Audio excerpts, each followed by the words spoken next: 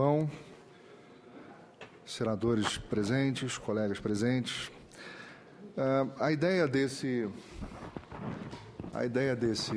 dessa fala é falar um pouco sobre pessoa com deficiência e trabalho.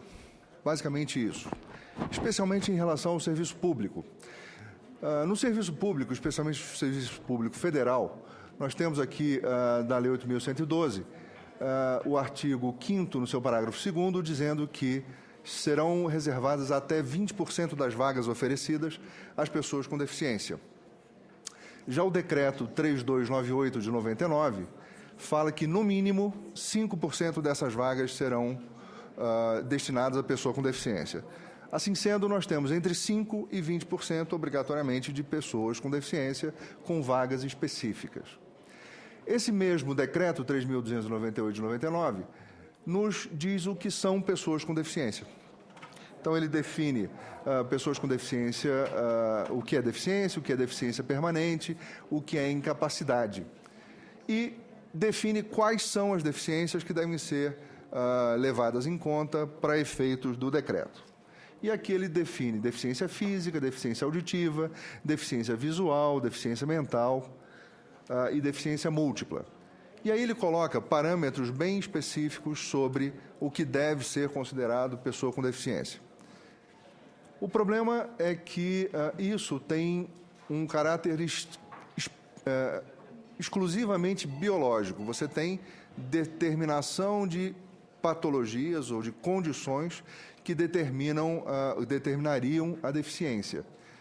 Só que várias decisões judiciais, e a jurisprudência é muito ampla, dizendo que a deficiência deve ser definida pela simples existência da deficiência e que aqueles exemplos são só exemplos. Então, não tem um caráter exaustivo. O que ocorre é que aquele decreto, então, passou a não valer de forma efetiva, não é? O decreto fala, por exemplo, e aí eu estou citando só um exemplo, deficiente visual, e ele coloca parâmetros para o deficiente visual que deve ter um determinado nível de deficiência no melhor olho, com a melhor correção.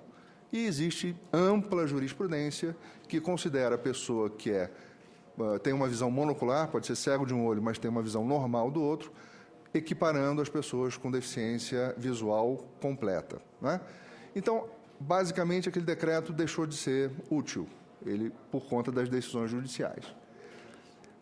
A CID é a classificação internacional de doenças. Então, eu tenho duas pessoas com exatamente a mesma doença, essas duas pessoas serão consideradas como pessoas com deficiência do mesmo jeito, independente da forma com que essa deficiência afete a sua vida, afete a sua funcionalidade.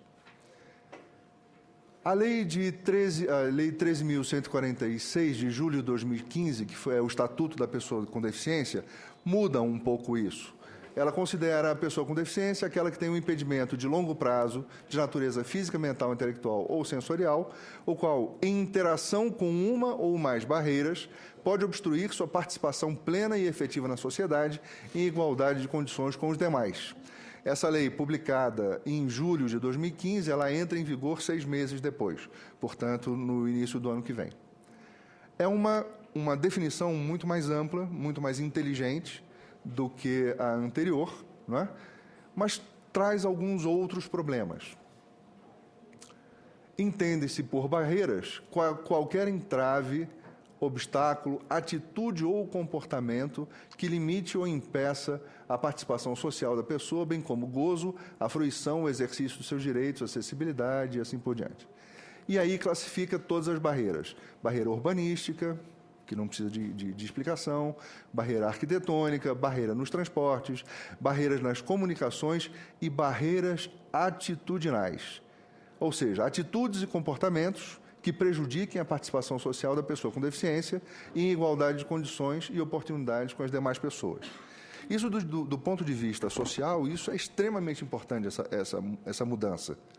Mas nos traz problemas específicos na hora de determinar que tipo de pessoa nós devemos considerar com deficiência para efeito do ingresso em serviço público, por exemplo, do ingresso em vagas para deficientes. E isso é um problema que nos aflige. Eu sou médico perito do Ministério Público Federal e eu, como todos os outros médicos, que temos a obrigação de dizer essa pessoa deve ser considerada pessoa com deficiência para esse efeito ou não, nós temos um grande problema em relação a isso. Esse tipo de avaliação, essa avaliação da funcionalidade, não mais do diagnóstico biológico da deficiência, é muito importante. É importante que a gente entenda que a funcionalidade é mais importante para definir uma deficiência, se a pessoa tem ou não tem dificuldade de inserção no mercado de trabalho, por exemplo, do que simplesmente o diagnóstico. A pessoa tem uma amputação. Uma pessoa com amputação, ela pode ter amputação de um dedo, pode ter amputação das duas pernas. E ambas têm amputação de membros, né? Então, a junção das duas coisas, da CID, classificação de doenças, e a CIF, classificação internacional de funcionalidade, é o que deveria ser levado em consideração para esse tipo de efeito. Essa mesma lei, de junho de 2015, diz que a avaliação da deficiência, quando necessária, será biopsicossocial, que é exatamente a ideia da CIF, a ideia da classificação internacional de funcionalidade, realizada por equipe multiprofissional interdisciplinar e que vai avaliar impedimentos das funções, nas estruturas do corpo, o fator socioambiental, fator psicológico, fator pessoal, a limitação no desempenho das atividades e as restrições à participação. E no seu parágrafo 2º, esse mesmo artigo 2º, diz que o Poder Executivo criará instrumentos para avaliação da deficiência. As ações afirmativas, elas precisam ser justas. Não basta ver ações afirmativas do tipo, vamos criar cotas de entre 5% e 20% das vagas de concurso público para pessoas com deficiência.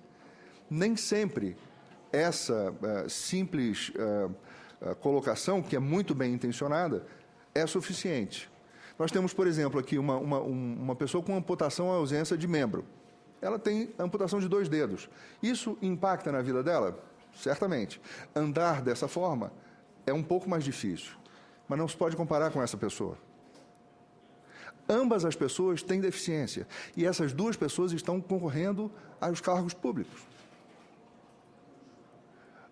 Membros com deformidade congênita ou adquirida. Essa pessoa de baixo, ela concorre em igualdade de condição com a pessoa de cima. Uma pessoa cega, uma pessoa totalmente cega ou com uma visão subnormal, ela tem enormes dificuldades de inserção no mercado de trabalho, na sociedade.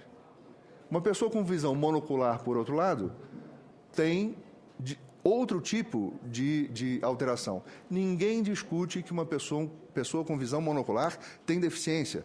Obviamente tem. Mas essa pessoa tem uma visão, tem uma inserção na sociedade totalmente diferente da que é anterior.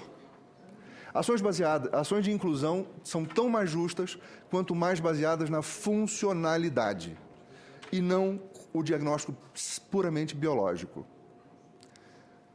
As pessoas com deficiência necessitam políticas de ação afirmativa e às vezes elas são colocadas, mas nem sempre elas são suficientes. Obrigado.